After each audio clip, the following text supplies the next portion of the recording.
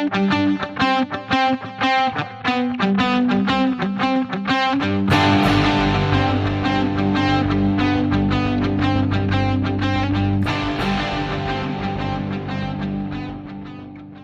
Chance, how's it going?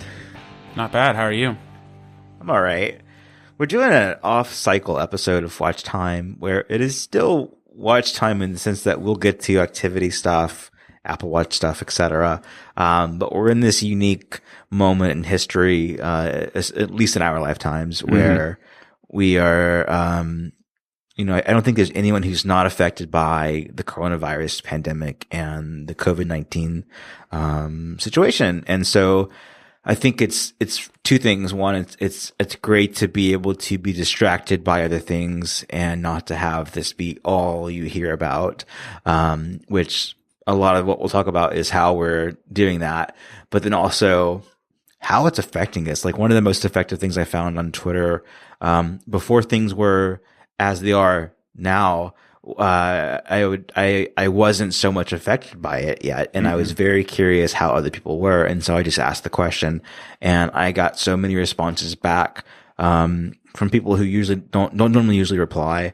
And, it was really cool to be able to use Twitter as a medium to connect with people and hear, even the smallest things in your day, like what are affected, or the scariest things like, you can't spend time with family and you're afraid that you might lose them to the situation. And so, it's a lot to take in, but I think it's also something that, you and I have different perspectives on. But hopefully, we also do work remotely. So that's something that we're used to. So hopefully this will be effective. So first thing first, Chance, in as much as you can say, how is coronavirus affecting you and your family and just your everyday life? Because as remote workers, we're used to one thing, but things are still not the same. So what's it like for you right now? I mean, like you said, we've worked remote for 6-7 years now, so it's not a huge change day to day. But I think the biggest thing is seeing how it's affecting our families. So my girlfriend, for instance, she's working from home, and that's been a change. It's both of us in the house 24/7 now. So watching her adjust to working remotely has actually been kind of interesting. Like the people she works with, they wanted to do everything over email. But then she knows from how we work, she knows we use Slack. So she went to the people she works with and they were like, we should use Slack. So that's been cool seeing how she's kind of learned from me already and taken that and expanded it to her coworkers. But the biggest thing I think has probably just been the inability to break up the day as much as I would like. So one of the strategies I'd learned working remotely for so long is going to a Starbucks or going to a Panera Bread halfway through the day. And that's obviously something that we can no longer do. So I've had to find new ways of breaking up the day inside the house and inside the neighborhood. How are you doing that? The biggest thing is not sitting at my desk all day. And I know that's what some people might recommend that new people working from home do. Have a dedicated space at home to work. Right. But for me, and just from a mental standpoint, and since I usually work more than 8 hours a day, I know that I have to move around. Otherwise, I'm just going to burn out so much more quickly. Yeah. For me, it's so weird. In some ways, my daily routine is easier now than before, which is, not a brag, and is not. I'm not happy about that at all. No. I'm terrified of the situation and how it will affect people in my family. I'll get more on that in a moment, but for example, I was out of town a couple of weeks ago to see a rocket launch at Cape Canaveral in Florida, with my kids. And so, we just happened to be there, for that reason. And then it was over the weekend, and then we got word that my daughter's school was closed, at least for the week. And so I said, okay, we don't really have to go back home right now. And I've got family in Florida that I haven't seen in a long time. And they were supposed to be in Israel, in Egypt, and they came back early because in Egypt there were coronavirus cases, and they were afraid that they would have been stuck in the country and not being able to come home, which would have been the situation. They weren't confident at the time, but it was a possibility. So I said, hey, see that you guys are home. Do you mind if we come and visit for a few nights? And we don't get to see them very often because they live so far away. And so we went and spent time with them. And that was wonderful, to have that opportunity. And it was just because my daughter was out of school anyway. So it's like, we're not home yet. So let's just stick around a few more nights. And, but then since we've come back home, the school's been not only canceled for the week, but until April the 27th. So, it's a month from, when we're recording, and I'm grateful for that, because when it was only 1 week, I didn't see the point in that. Spring break was pretty far off, and it was like, what are you going to achieve in a week out of school? Like, there's not even the quarantine period. So I was happy that they canceled. And it seems like they'll probably just extend that through the end of the spring semester, right? Yeah, I don't see them going back. I don't see it. Yeah. Yeah. Cause if they were trying to maintain any sense of like, routine, it would be like, for example, where I live in South Mississippi, I moved here the spring after Hurricane Katrina. And so school that I left in Millbrook, Alabama was ending sooner than the school that I moved to, because they were having to make up several weeks for Katrina and being out of school. So it was unique, but in this situation, I don't think there's, unless you just like started school in the summer, Yeah. I don't think there's any amount of time, and it's so disruptive. So, and that's another thing is like, even with her school out, I already work from home, and by way of bad experiences with daycares, my son Rory, who is 3, or he's 2, stays home, and it's just having one more person here. And sort of a personal thing is that my older brother has lived in the past 10 years off and on halfway houses and recovery houses and everything. And so, I just happened to be visiting him for the first time in over a year, and it was before everything was so bad, but it was just like, he was going to go to a different city, and I was like, why don't you come live near me and, stay a few nights and find you a place and everything. And it ended up being, well, there's not much that you can start doing right now because everything's closed. Right. So, stay for a while, and it's worked out this time. It's something that we tried over and over in the past, and it's never worked out. He leaves, but in this situation, it's like, no, don't go anywhere. It's crazy out there. And so it's actually like, it's working. And so he's here too with the kids, and he's a terrific uncle. So that really helps out. Yeah. And then my wife, Kelsey, is a nurse at the hospital. So that was one reason we stayed in Florida too, was if we go back, there's quarantine, and then there's living with someone who cannot quarantine. Right. And as much as we can stay, shelter in place, she goes to work every day, 4 days a week, and she's exposed to people who, are like if you go to Walmart, you might be exposed to someone who doesn't know it. If you go to the hospital, then there are people who have symptoms, and they go there for that purpose. So it's like a heightened scenario. Absolutely. And so, yeah. And there have been countless times so far where she's been exposed to patients who then start having symptoms, and it's like, well, now I've got to follow their case and see if they're positive or negative. And she hasn't been tested yet, but there hasn't been quite a need yet.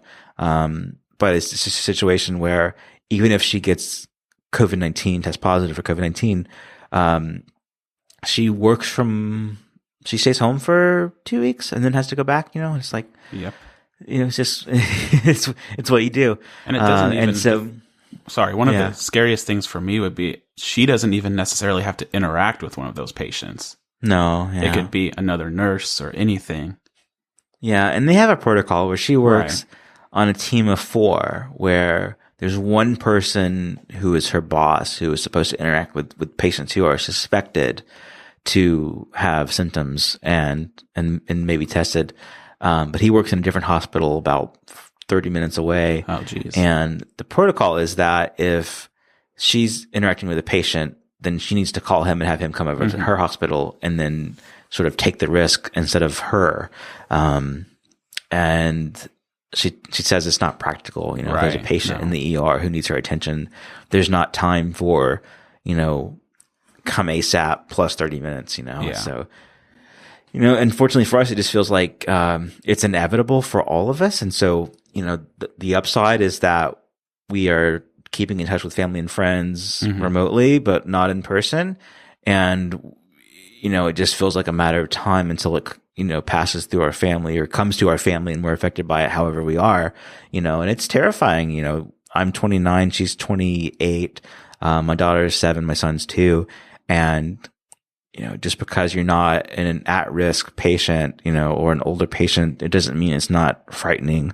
Right. We've seen a number of cases where it's someone younger, and there's another, my good friend has a son who, just has a bad immune system. And so it's like, we can't hang out right now for that reason. And then finally, working from home, like you mentioned, it's not staying at home always. And so my typical routine for 9to5Mac is that I, work in the morning, work through the afternoon, and then, where most of the time people will come home from work, I leave home from work and, go out and get some kind of like a real world interaction, whether it's the gym or whatever. And, I hadn't gone to the gym in a while, really, but just going grocery shopping, and there's so many things, going to the coffee shop and like working there for a few hours, like you mentioned, is just so normal. And now you can't do that. And you get stir crazy. And also working from home by yourself is one thing, or with one kid, but with 2 kids, it's a totally different beast. So I'm, for every region in the world, ready for things to be back to normal. But I know, like, that the best thing we can all do is limit interactions in person. And that's like the one effective thing that we can do. So it's tricky. One thing that's also affected me is that at the beginning of the year on this podcast, on Watch Time, I was just like, new year, this is some of my goals for the year. One is to train for a half marathon. It would be number 7, but the first one I trained for, and I was doing okay at training. But it was for a race in April. First the flight got canceled, then another event there got canceled, and then the race got canceled. And it was like, finally, because we know we're not going to race, it was canceled. And so for me, when something that you've paid for is still on the calendar and you're not sure if you're going to get your money back or just a credit, it's stressful. It was like $400 and funds for like 2 race tickets and then the flight, and then, it was wild. And so getting money back was like a huge relief. And then in terms of the race situation, it's like, I wasn't acing it for sure, and so now I've got a fresh start now to do something different, and kind of reset, mid-year or quarter year really without, any guilt. And, it's like, I might not even do another half marathon or I will, but I won't worry about, any goal for it. And what I want to do now is do the full marathon at whatever pace. So, at the end of the year. So yeah, it's something. And you yourself, Chance, had a race canceled too, right? Yeah. I had a half marathon also in April that got delayed until September, I think is what they're shooting for. But they haven't announced a date, and they haven't announced if or how they're going to do refunds. So I've still got some unknowns about my situation there. Yeah. I think if it's rescheduled for September, I'll probably just stay signed up and try to train. But since I know my motivation to run and train throughout the summer, though, is just going to be so low because it's going to be so hot. And we have no idea what September will look like. Right. That too. Yeah. And then I was also... Yeah. I was going to say, and the freaking Olympics are canceled for the Europe ones the next year. So it's like, we just don't know. Yeah. And then I was also signed up for like a CrossFit type competition that has also been delayed until September. But for that one, I'm thinking I'm still going to stay signed up, and I was going to compete at the beginner level. But I think now I'm just going to set my goal since it's in September, to compete at intermediate. So that might be a fun challenge. Yeah, that's cool. Of course, that contingent is on being able to get back to the actual gym. Sometime. Yeah. My last guest, Sean Dorsey, was really an awesome dude. And he's someone who I follow on Instagram, especially because he just posts like routinely, religiously his workout routine, like what he's doing at the gym. And, it's really motivating, and he's having to adapt now to being at home. And he's told me this week that he just can't do the same things right now. But it's okay, in terms how it is. Your race is in Waco where you live, right? And Yes. The Magnolia folks, what are their names? Like, it was part of them, right? Yeah, Chip and Joanna Gaines. Okay. So they Fixer had Upper on the, HGTV. yeah. That's neat. And Chip is a known runner anyway. Chip is, the whole reason they started they call it the Silo Half Marathon and Marathon, was because Chip wanted to run a marathon. Oh. So they created their own, and he trained for it and everything. I think it started in 2016, I want to say. Mm-hmm. That's cool. Yeah. Yeah, I don't think I've mentioned on the podcast yet because I've just spoken with a guest and not a colleague. But the day that WWDC 2020 was announced to be online only this year and not an in-person event, one of my immediate reactions was, it's too bad we won't all get to be together. But what can we do about it? And hopefully, what can we do this year that can carry on in the future so that everyone feels together, even if you can't spend an arm and a leg to get there. And one of the things is the main thing for this podcast is that I plan to do a virtual 5K, so a 3.1 mile the day after the keynote. And so I think what I'd like to do is have an episode. I'll announce it ahead of time so people can register because there will be some sort of memorabilia to take home for people who register, for a certain amount of people who register. But the idea is just like, I'll have an episode of Watch Time Out. We'll know everything about WatchOS 7. It will be all about WatchOS 7. And, you can run to that. You can run to music. You can run to whatever, but, if it's on that day and you run with your Apple Watch and send a screenshot and you're registered, then, so many folks will get this reward, and then we'll have this for participating for everybody. So, nothing formal yet, but there's no way I'm not going to do this. Yeah. Because I think it's important. You sent me something the other day about a race that was doing something similar, a virtual. Yeah. So the race that I was signed up for, the half marathon, was at Disney, which Disney closed, but the race was still on for a while until it ended too. But they can't postpone because they have a fall race already. Oh. So people, and also like registration windows and everything is too complicated. So I think it was the right thing to just say this won't happen this year. And you'll be refunded even though we don't usually refund. So that was nice. In New Orleans last year, I ran the Crescent City Classic 10K, which is so cool. Like you run from, the Superdome where the New Orleans Saints play football, and you go from there, I think down Canal Street, and then, you run through the French Quarter, and then you run north to the city park, and then there's like a big festival afterwards. And it's so cool. Like, I drive an hour and a half over there just to run 6 miles, and, you get the coolest medals, the coolest t-shirts. And then there's just so many people who come out and they're handing out, not just water and power, but beer. It's just funny to see like people take on a run. And then afterwards there's like a big, music and food and running festival at the end. And then you get bussed back to the entry, starting line. And it's really fun. And I was like, planning on doing it again, but, I didn't want to spend money on it if it was going to be like money in limbo.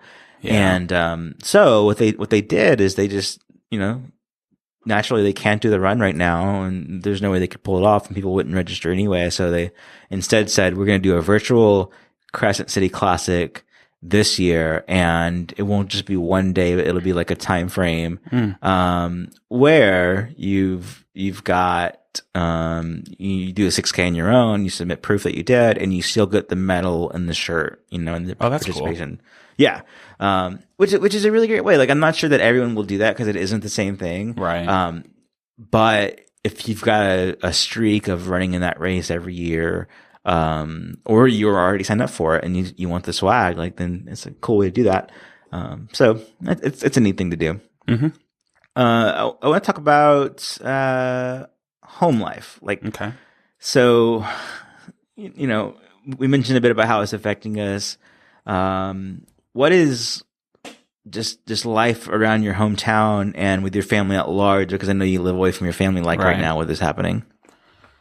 So immediately just within Waco, we are in a shelter-in-place thing, like a lot of other places now.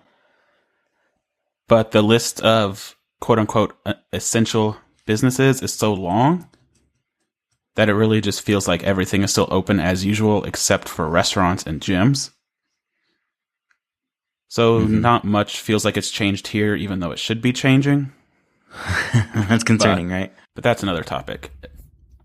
This week, 9to5Mac Watch Time is sponsored by Pillow. Getting a good night's sleep is underrated, but with a little help, it can be life-changing. Pillow is an all-in-one sleep tracking solution to help you be more aware of your sleep patterns and discover what might be affecting your sleep quality. If you have an Apple Watch, tracking your sleep is as easy as wearing your Apple Watch during sleep. Pillow will track and analyze your sleep automatically. One of Pillow's most loved features is the ability to get a detailed heart rate diagram of every sleep session. You can even compare your sleep quality with your weight, steps, caffeine consumption, and many more health metrics to discover how they might be affecting your sleep. Pillow can optionally record sounds you make during sleep, from sleep talking to sleep apnea and snoring, or unexpected noises that might be affecting your sleep. A lot of users have been surprised by the results. Pillow is a very privacy-minded app. All of your sleep and audio data is encrypted and stored on your device in your iCloud storage account using end-to-end encryption. That's the good stuff. Pillow doesn't have user accounts, so you can use it anonymously, and it doesn't collect or send data, personal data, anywhere else. Naps boost your focus, creativity, and overall well-being. If you're working from home, you can also take power naps using Pillow's power nap mode. If you need an alarm, Pillow can wake you up using your iPhone, iPad, or Apple Watch. If you have watchOS 6 installed on your Apple Watch, the latest update of Pillow uses the new extended runtime to minimize battery consumption on the Apple Watch. Pillow is available on the App Store for the iPhone, iPad, and Apple Watch. Discover all of Pillow's features at neybox.com/pillow. That's neybox.com/PILLOW.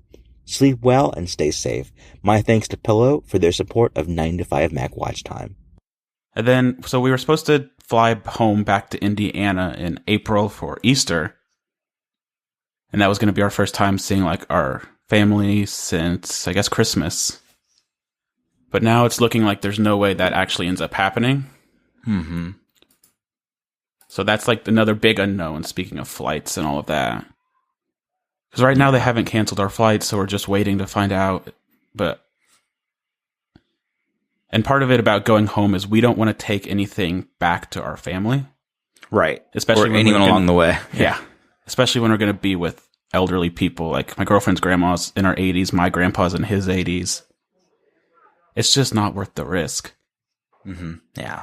So it sucks, but that's the biggest thing for us right now is we're just kind of here and not going to be able to go back to Indiana for the foreseeable future. Yeah. I lost my granddad when I was in middle school, and my other granddad about 8 years ago, and my grandmother are in the same time, and so I've got one grandparent left, mm-hmm. and she's really active and social, but she lives out in the middle of the country in Alabama, and so like she's in isolation right now, which is driving her crazy because she usually gets rides to town and gets to visit and everything. But you know, I would be terrified to like visit with her right now. Absolutely. Especially with my wife working at the hospital. And then, Kelsey, her grandmother who lives in town mm-hmm. has, cancer, and she's been going through treatments. Mm-hmm. And it was just out of an abundance of caution, she couldn't come to a recent birthday party in February. But then since all this has been, widespread and more known, then we're absolutely cannot visit, and right. So we FaceTime, we phone call, we keep in touch, but it's kind of scary that, you've got like two things to be worried about, the cancer and then COVID-19. Yeah. And I'm sure a lot of people are going through situations much like that, and it's tough. Yeah. My grandpa had a stroke 3-4 years ago now. Mm-hmm. So he's still going in to he does dialysis twice a week, I think. Yeah. So that's been a challenge, and just him going in and out to get that done every week is I guess, been super stressful because he doesn't know what he's interacting with when he goes in there.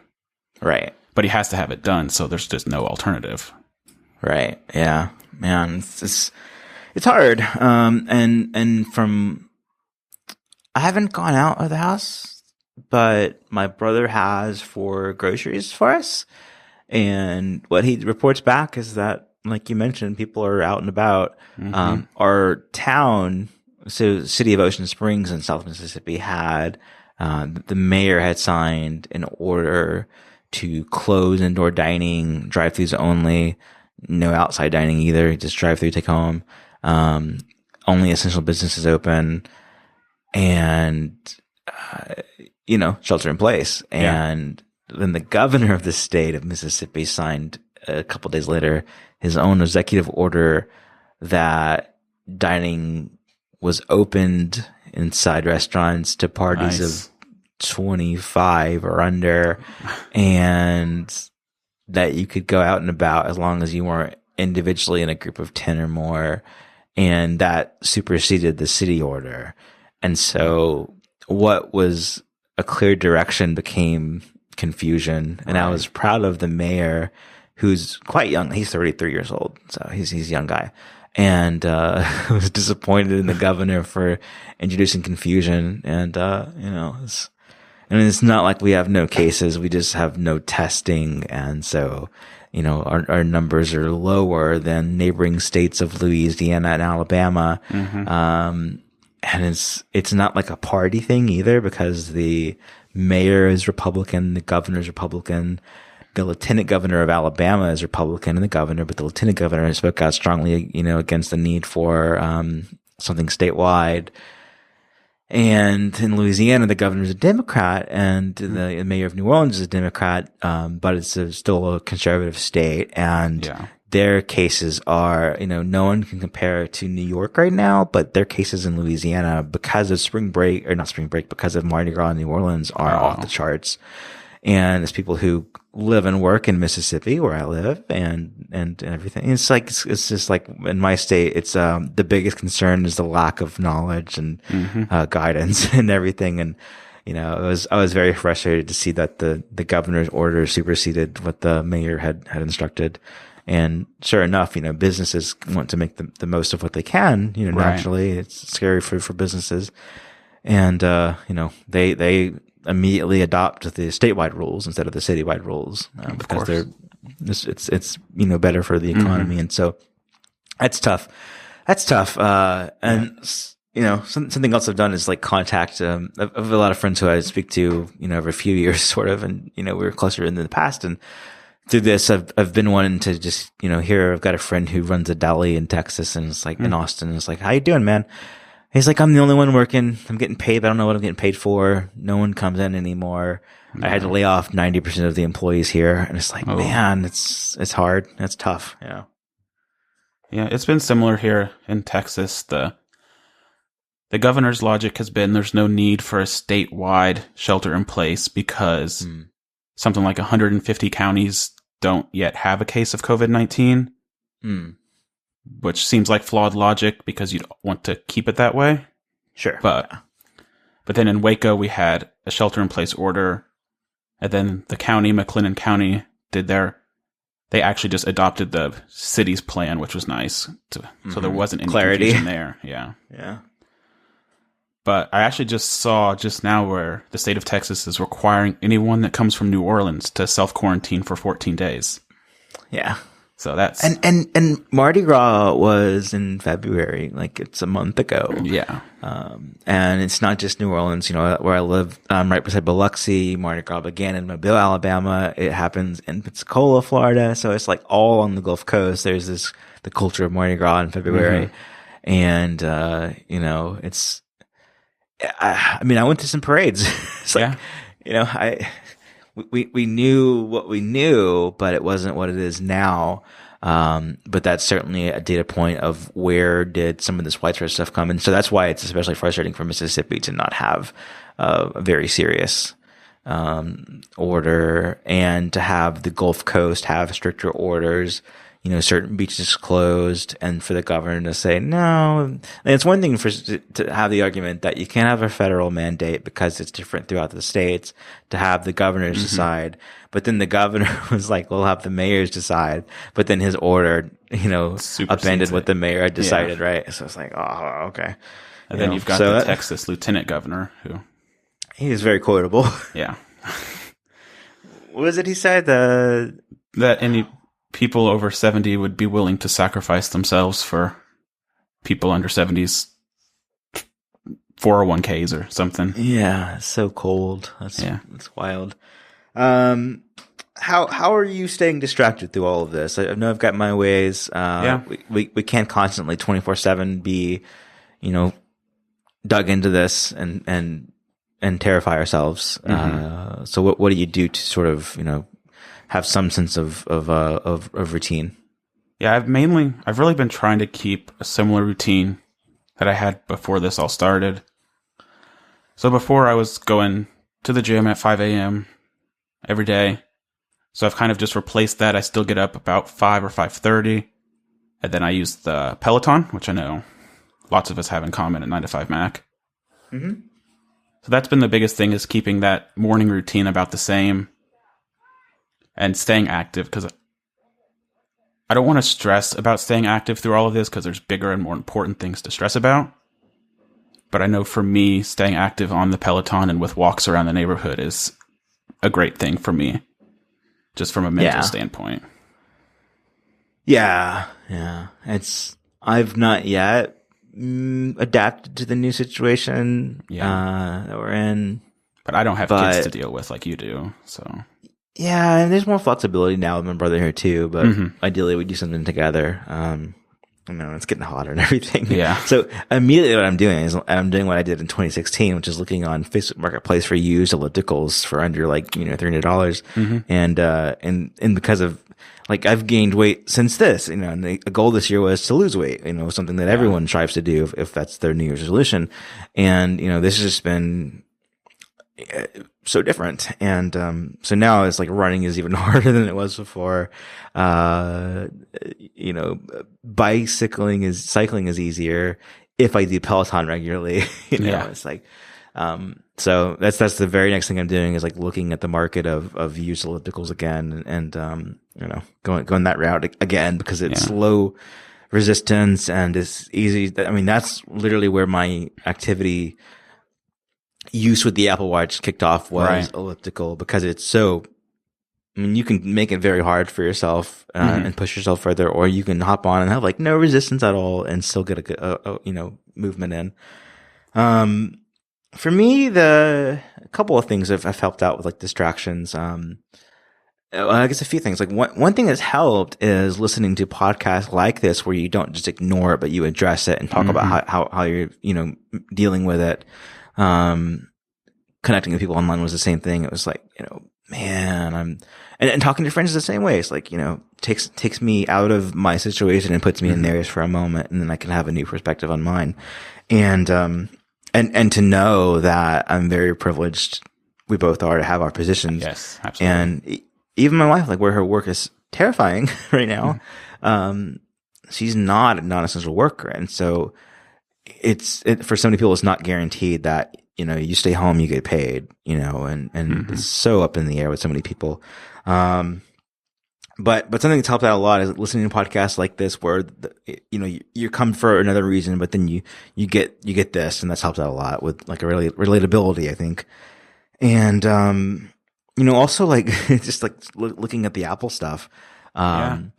The Apple Watch I've seen, I follow every Apple Watch tweet on Twitter, and it's just see what people are saying about it and how they're using it. And a big trend is people that are either finding motivation in their Apple Watch to push them to stay active, even though they're out of their routine, or the flip side, which is that the alerts to remind you to move or comparing your activity to what you normally do is not motivational and is frustrating.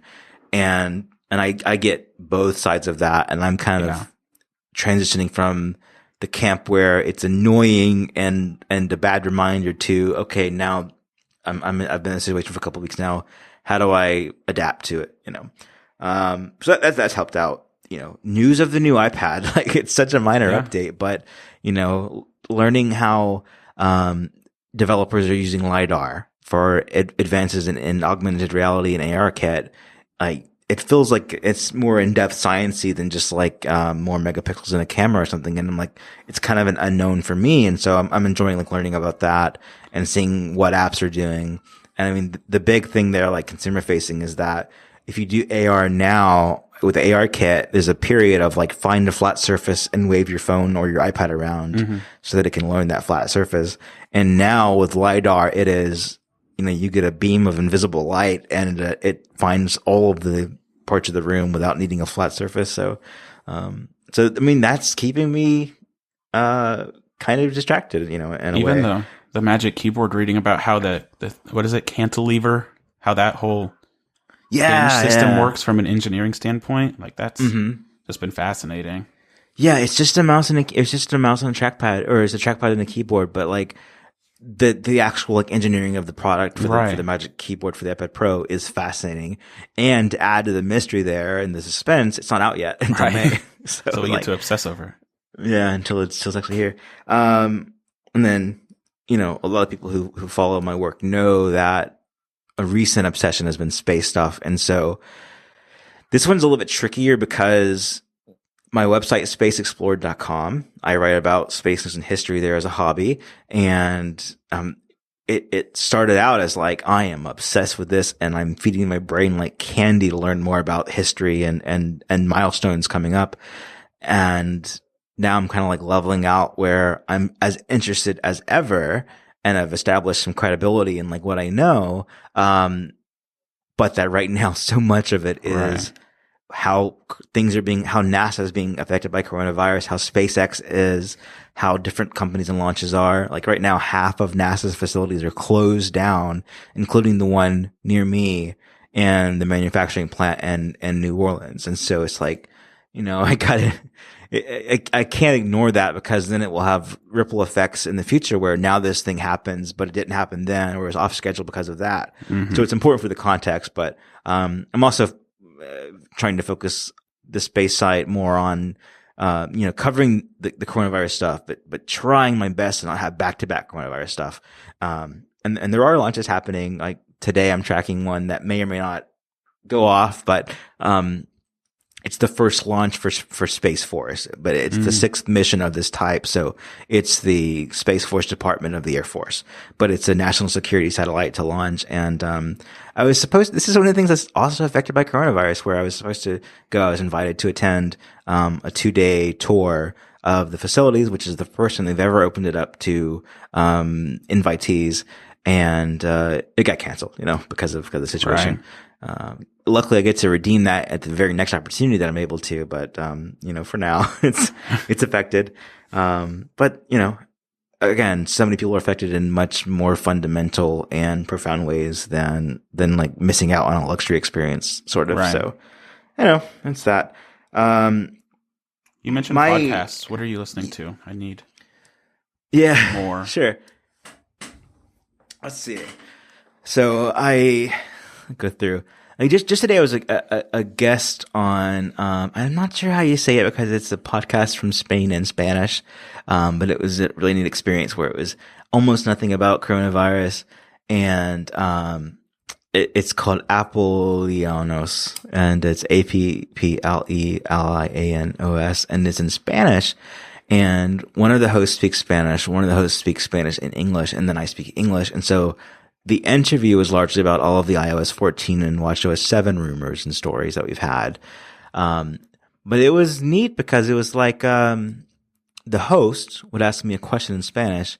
The co-host would then translate it. I would answer it. And then the co-host would translate it back from English to Spanish. And it was like a multi-step process. And it was so delightful. And I'll have a link for that, whenever it's out. But otherwise, there are a number of space podcasts that I enjoy. One is from our friends at Relay FM, Jason Snell, and Stephen Hackett, and it's Liftoff, which is, if you are like me and you just get into to space stuff, all of a sudden it has years of recent space news that is like in the week that they talk about it, it's the top story. But you wouldn't see it again, 2 years later, but you can go back and like learn all this context. And it was very helpful for me for like getting my, sea legs about space. Another one is from NASA called The Rocket Ranch, where, it comes from Kennedy Space Center, and the host interviews, people who work on programs there. And it's so cool. neat because they're not podcasters, and they pull it off, in a very cool way. So those two things, Relay FM's Liftoff, Nice. and then, Rocket Ranch from NASA. What about you? In terms of podcasts, one of the ones I've been listening to a lot recently, they've been doing a lot of good coronavirus stuff from a business standpoint. It's Business Casual. It's from Morning Brew. They do that newsletter that goes out like every morning about that day's business news. Mm-hmm. They actually just had Mark Cuban on today, and that was a Cool. super interesting episode. And then I know we both listened to this, but Do by Friday. Yeah, I love Do by Friday. So, Alex Cox is one of the co-hosts, and Right. they have been on this podcast, and they are terrific. Mm-hmm. And yeah, I love Do by Friday. And there's you can't listen with kids, but it's very relatable. Then outside of podcasts, I've been obsessing over Survivor. Because of Do by Friday, right? I'm like a year late. They obsessed over it like last year, but it's intimidating when there's 40 seasons of something. Yeah, To want to just jump in blind. But I watched season 1 and 2 with my family when it was airing for the first time. And Yeah. that's all about it. now John Siracusa has like a tweet that has his favorite seasons. So I've just been working my way through that, jumping around. But that's a great way to just escape what's actually happening right now and just obsess over something for 42 minutes at a time. Mm-hmm. Yeah. There was that show, it's terrible, but on Netflix, Love is Blind. Have you seen that yet? No, I haven't. Yeah. It's on my list though. Yeah. And then the Circle on Netflix is supposed to be similar.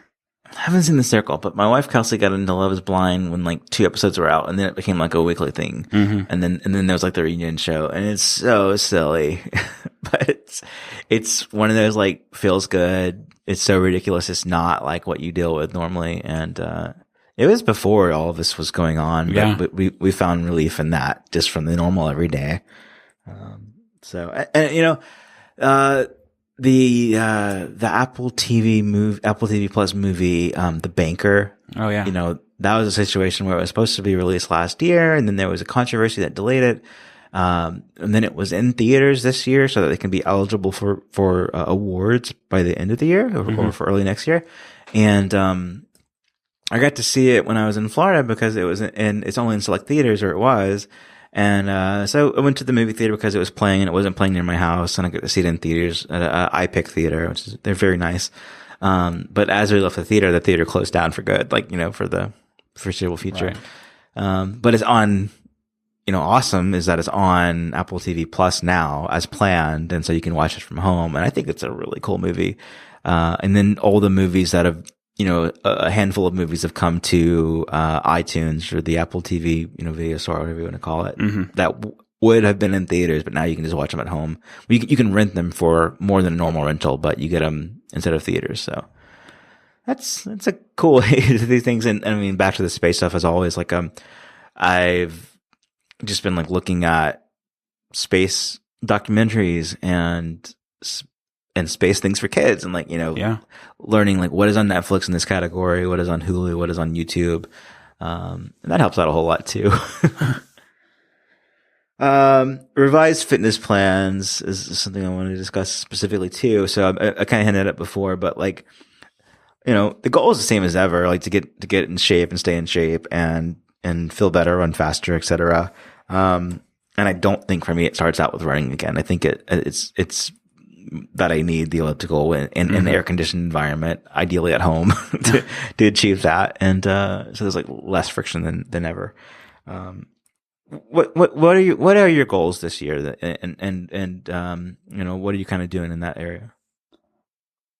It's tricky because obviously we had goals that are now thrown out the window. But I mean, throughout all of this, I think my biggest goal is just going to be to maintain the progress that I've made, which I think I can do with a combination of the Peloton plus eating right 5 or 6 days a week.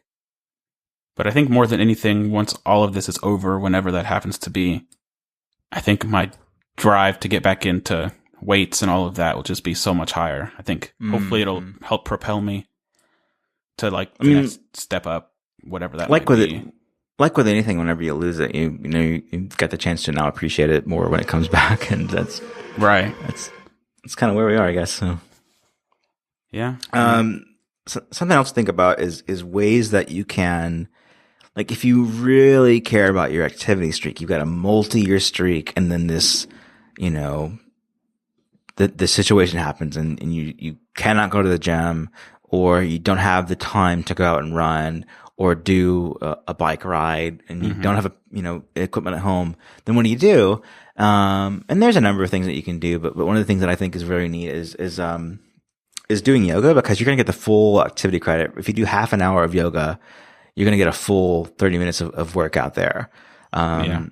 And so you can maintain your streak that way, and you can adjust your move goal anytime by going in the activity app on the watch and force pressing and changing your move goal there. So if you usually do 800 because you go to the gym or you walk around a lot on campus or something or work, then now you can do it with you can lower it so that you're adjusted for your new circumstances until you get back to normal. So I think that's pretty important to do too. And I've got a post on 9to5Mac that has a breakdown of some of the fitness services and other things that are offering extended free trials and free classes and stuff right now. So that has all kinds of ideas if you're looking for something you can do at home. Yeah. Look, it's a good thing we'll have that in the show notes. I'm just looking at the launch that I was watching that got delayed. It's now happening. So that's so cool. I'm telling you, this is something I mentioned on the Spanish podcast I was on, was they had mentioned the space stuff to me as like they were following it for me. And, my reaction there was, we've just done this whole podcast with the translations, and it was so cool. But like to see your rocket launch, to hear it after the launch happens, and to kind of feel it too is, universal. No translation required. Yeah. This is neat. I'll put a video in the show notes of like, you can go back and watch this launch and see. That's beautiful. That's cool. That's awesome. Sorry for the distraction. No. I've been watching this for like 2 hours. It got delayed. So, yeah, I mean, I think there's definitely an opportunity here to learn, there's a lot of bad happening where, people are going to need help. And that's one thing. Beat by Friday had an awesome setup for how to request help and help others. I'll put a link to their website for that in the show notes. But also like the thing that I felt good about doing is reaching out to friends and family, and on a few days, a couple of days or so, and just like seeing what's it's like for you, and they'll ask how it's like for you, and it feels good to kind of connect that way. And if there is a way that you can help, then you learn that way. In my neighborhood, we have, there's a group, and it's normally like just discussion among the neighborhood, but there's a separate group that someone started, which is for people less at risk, able to run errands and bring groceries for older people and people, more at risk. So that's a really cool thing to see. And even like, our friends at Nomad, they make the iPhone cases and accessories, and they've changed their focus for now from that to using their manufacturing line to produce the N95 masks that are deeply in need. So, that's cool to see. We've seen Apple donate, 10 million of those so far? Yeah. Yeah. And just in the United States, they've done more to Italy. I know. Yeah. It's tragic to see like this happen around the world, but, it's if you lose someone from this, then that's just profound, and I don't have words really. But if you're in the situation that we're in, where you're just kind of coping with the situation, then in that situation, I think it's important to, take time to take care of yourself, to take care of your family, and to hopefully come out with a new appreciation for what you have, and be a better person on the other side, I saw some really, really, really bad takes that were like, use this time to learn a new language and write a book. And it's like, I wish. It's actually harder now than ever to do that for a lot of people, myself included. But it is a moment of pause and reset, and at least in that we're not on the same routine as always. And and for listeners, I would love to hear, just like I have asked before, is like, send, if you have something to share or something that you need, and you want to reach out, then my direct messages are open on Twitter. Email is zach@9to5mac.com, ZAC. And, I feel fortunate for both you and I, Chance, that we are in a situation where it's not so scary. And I don't know about for you, but 10 years ago, I would be very terrified. And probably felt very isolated too. So, whatever we can do to help, I'd be happy to hear. So, and by the way, this was your idea today. This was to do this episode. It was. So, I know you want, for everybody, something to help us talk through, because we talk all day over iMessage, but this is different. Yep. And being able to share what we talk about all day with everyone else is nice. Yeah. I mean, like something that we did in the 9to5Mac Slack that I feel was kind of helpful was, instead of having the general room be for discussion for anything that isn't tech related, have a specific room for this situation. And it's been a place where we share news as it breaks about the situation. It's been a place where we share, tips for how to deal with this to each other. And we've written some of those things up on the site as well. And, also like cat pictures, so, if you want to send cat pictures or dog pictures or whatever, if you send that in a tweet, I'll retweet it. I can say that. So, all right, that is this special episode of Watch Time, and we'll be back in the future. We'll be back in. This is an off-cycle episode, but the next one will come out at least on. Let's see. Look at the calendar. April the 8th. Might have one more before that too. We'll see. But just want to do something special in this time of uncertainty, and hope it helped out. I hope you appreciate it. So, thanks for being here, Chance. No problem. Thanks for having me. All right. Take care. You too.